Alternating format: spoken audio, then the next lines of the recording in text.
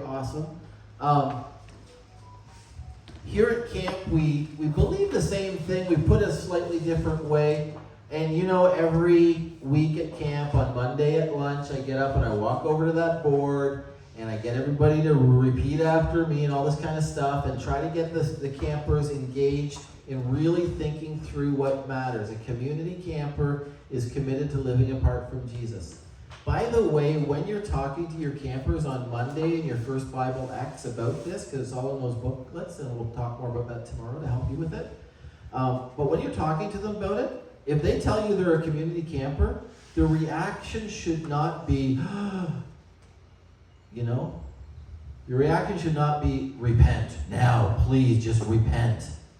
The answer should be, awesome, that's where you're at. This week, let's think about where we're at.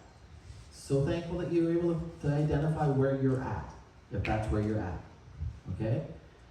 The crowd camper is committed to considering the message of Jesus. If you're there, again, awesome, so glad. Here's some things to consider. Here's some things we're going to be talking about. This is why the verse of the week, or our theme this week, this is what it means, and so on and so forth. So you're helping them think, okay. The congregation camper is committed to a relationship with Jesus and with his church. I want to say this, and I recognize I'm talking to a wide variety of Christians all across Eastern Ontario, which is awesome. Western Quebec? Anyone? No? Okay. And so I recognize that lots of different churches represented. Here's my best shot at what Jesus talks about when he says a relationship with him. He does not separate a relationship with him with a relationship with his church, his bride. It's really hard to say I'm a follower of Jesus if you're not faithfully engaged in going to church. Okay? And if I can say, especially any of you that are leaving town and heading out to some other city to go to university this fall, it is really hard to say I love Jesus without saying you love his bride. His bride is the church. So we make a very clear statement here. A congregation camper is committed to a relationship with Jesus and with his church. There used to be a saying, I don't hear it as much anymore, thank God. But there used to be a saying that says, I really love Jesus, I just can't stand the church. And I get the church is tough sometimes. I get the church makes mistakes sometimes. I get the church is full of a bunch of screw-ups just like you and me. I get it. But we don't have the option of saying to Jesus, I love you, I just can't stand your bride. Okay? I don't know Hippo all that well, but I'm pretty sure if you said to him, Hippo, you seem like a great guy, but your bride, so how about you and I just hang out? Once you pick yourself up off the ground, because he will punch you in the face, and dust yourself off, you'll have to reconsider if you want a relationship with Hippo, you also need to love his bride. Is that fair to say, Hippo? I probably wouldn't punch you in the face, but... Yeah, okay. Well, somebody test that theory. Let's see. Volunteer. Okay? But this is what Jesus is saying. You love me, you love my bride. You don't love my bride, you really don't love me. So go to church, get involved in a church, find a church, stop allowing Satan to give you the godless excuse that because the church is messed up, they're not worthy of you. Okay? Can I say that with love? Is it received with love? Very good. Okay. A committed camper is committed to spiritual disciplines and growing closer to Jesus. This is where, quite honestly, most people stall out. They'll say yes to Jesus at camp, they'll repeat the prayer, they'll mean it, but they'll leave their Bibles at camp and not get them again until next year.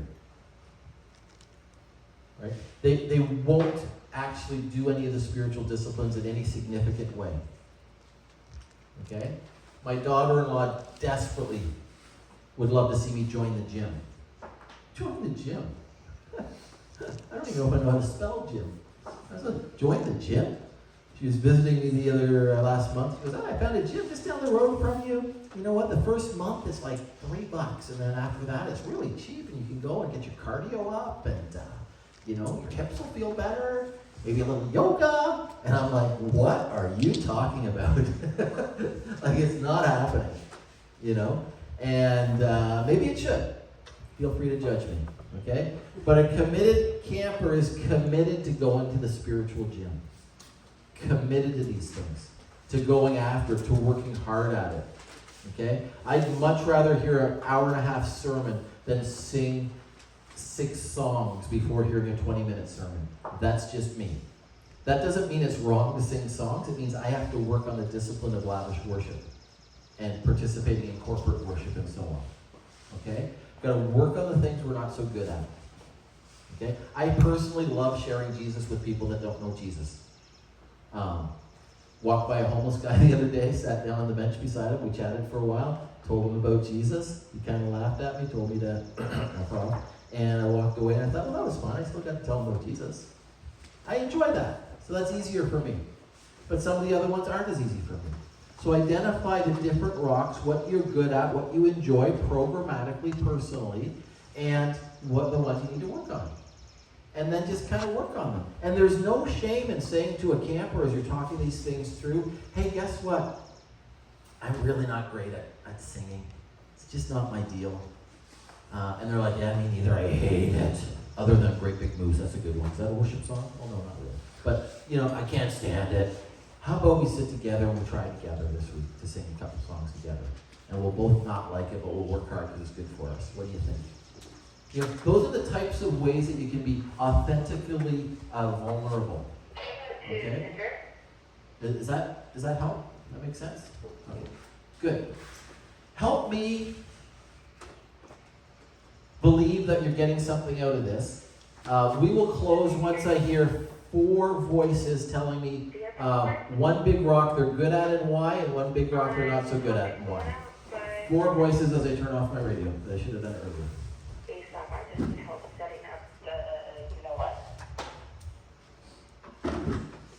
Who can tell me a big rock they're good at and not so good at? Who wants to feel brave enough to share? Yeah, Ostrich. Lavish worship, because I try my best to only listen to edifying music on my Spotify. And the one I kind of am lacking on is intentional community, because I always think I'm too busy with school and I end up not going to different youth groups or young adults. Excellent. I mean, not that you're not struggling with, but that excellent understanding of what we're talking about. Okay? When you said lavish worship and the music you listen to, that would be lavish worship personal. Okay? The intentional community, struggle with going to youth group and prioritizing that kind of thing, that would be intentional community programmatic. Does that make sense? Everyone else? Okay, see what's going on? Good, excellent. 3 more and we can close. Hippo. I would say I'm strong in faithful service. I feel like my heart jumps to do whatever serving wise.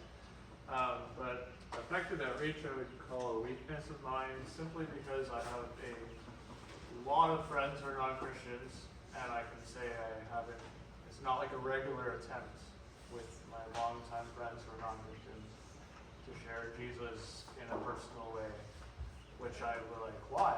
I'm asking that question a lot, but why? But I would say that's clearly a weakness then. Perfect. I mean, again, not that that's a weakness, but that you understand what we're talking about. So if you missed that, the faithful service, and I know Hippo reasonably well. The last few years we've got to know each other, and he is a servant. He loves to serve programmatically. He serves in his church. He's a servant. And then the other one, the weaker one, sounds like more of a personal evangelism type of thing. And so again, great to identify, and so on. Okay, 2 more. No pressure, ladies, but we've heard from 2 guys so far. Yeah, go for it. I think I'm pretty strong in lavish worship, because I do a lot of singing of worship songs. Okay. And similar to Ostrich, I have a very specific playlist I listen to that I adore. Yeah. I do think I am very weak on my effective outreach, because Okay. I'm very scared to share God's word with people. Yeah. I definitely need to work on that a lot. Perfect. Okay, good. Great self-awareness, by the way. Love that. You guys heard what she said? similar, actually kind of have a combo. Strong in the lavish worship. I'm hearing personal lavish worship, the playlists, that kind of stuff. And the evangelism, same thing on the personal side, just sharing. What's the programmatic side of a personal event, or effective outreach, by the way? What's the programmatic? Personal is just like, hey, you're my friend, you need Jesus, or you're the guy in the street, you need Jesus. What's the programmatic side? Like, Sunday you know, school like teacher. mission trips. Going on a mission trip, sorry? Sunday school teacher. It's more in the radical discipleship realm. Effective outreach, programmatic would be going on a mission trip that's specific to actually sharing Jesus with people. It would be coming to a camp like this. It would be when your church and your pastor says we're having a Super Bowl party and we have a gospel being shared at halftime, bring a friend. That would be that. Your Christian club at school maybe is running a youth alpha. That would be a time to pull into that. Those types of things would be programmatic. So somebody's planning it and you're just kind of plugging into it type of thing. Okay? One more. No pressure, but it could tilt the thing for the boys if they step up. Oh, here we go. I would say faithful service is one of the ones I'm stronger in. I love volunteering at Sunday school and the worship team. And effective outreach is definitely one of my weaker ones. More personally as well, as what you're saying. Okay. With just not being able to reach out with your friends. I don't mind representing at all, and I have no shyness with that. But I'm not effectively telling people about it. Yeah. Good.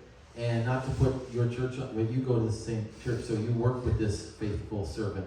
It doesn't surprise me, and I've been to your church 3 times, I think, so I don't really know, but it doesn't surprise me that someone who's been under this guy's tutelage when it comes to Sunday school and faithful service has a heart for faithful service, because he models that, doesn't he? Yeah, awesome.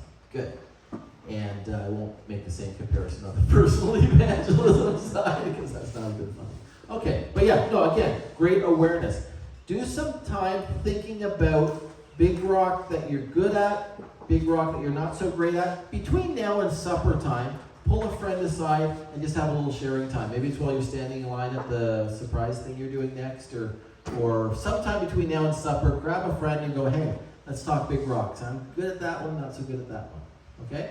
Then this is not a make you feel bad, now we're all going to have a personal evangelism training day because so many people are bad at it, although we did have one last weekend, which was well attended. But anyway, it's more self-awareness. Because as you're self-aware, you're going to be able to help your campers become self-aware. Make sense? All right, enough for today? Awesome. Kiwi?